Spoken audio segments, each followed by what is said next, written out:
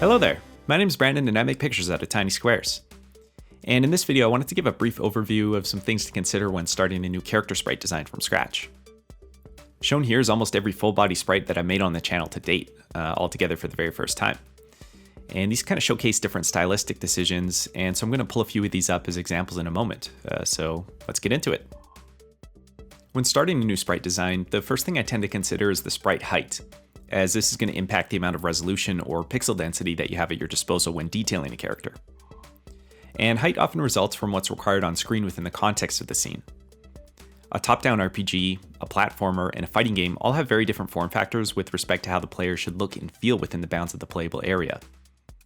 So if you've got a desired canvas size in place for the entire scene, the characters can be eyeballed out as a percentage of that overall canvas, or perhaps with respect to any existing objects or structures in the scene, and this is going to give them a suitable space within that. In this Game Boy size mockup, for example, I had focused on creating the environment first, and then the character sprite resulted from what looked fitting within that existing framework and scale of objects, but still factoring in enough height to give kind of a clear readability on the pose.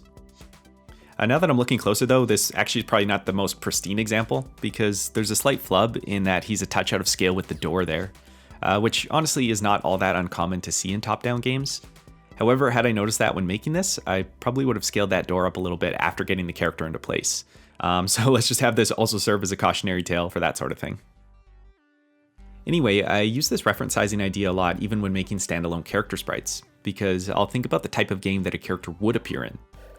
For instance, a sizing of around 35 to 50 pixels is consistent with a lot of 16-bit era side-scroller sprites.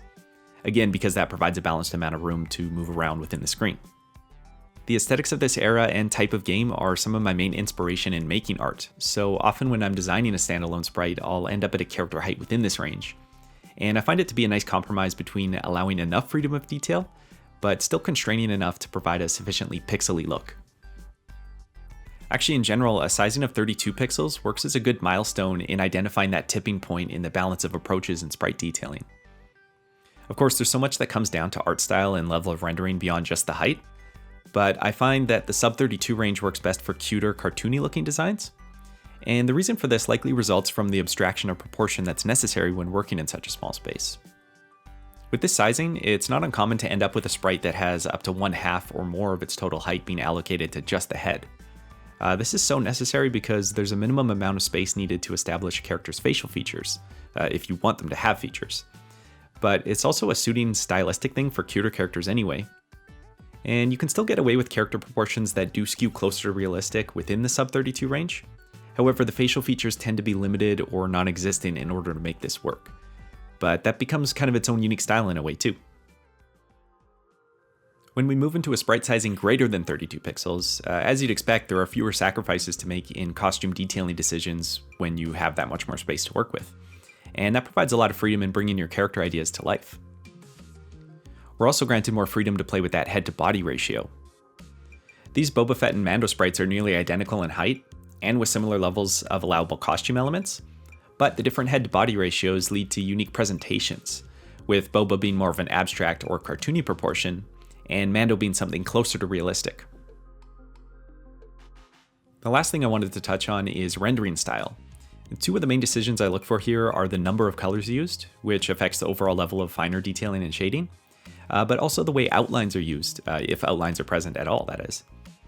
This is kind of a new model I'm working out, but I think the logic for outlines can almost be thought of as a continuum, ranging from a full black outline all the way to no outlines at all, where the sprite is mainly anchored by its darkest shade color rather than actual bordering. The space in between these extremes is where it gets really interesting because we can play with the idea of colored line work that blends into the costuming, or partial selective outlines where we use broken line segments to create structure around parts of the character without being too bold or heavy-handed about it. As kind of a broad sweeping generalization, full dark outlines, especially when paired with a low color count, produce more of a cartoony look, while selective outlining or no outlines at all impart more of a mature or, dare I say, even kind of a sophistication, especially when paired with higher color counts.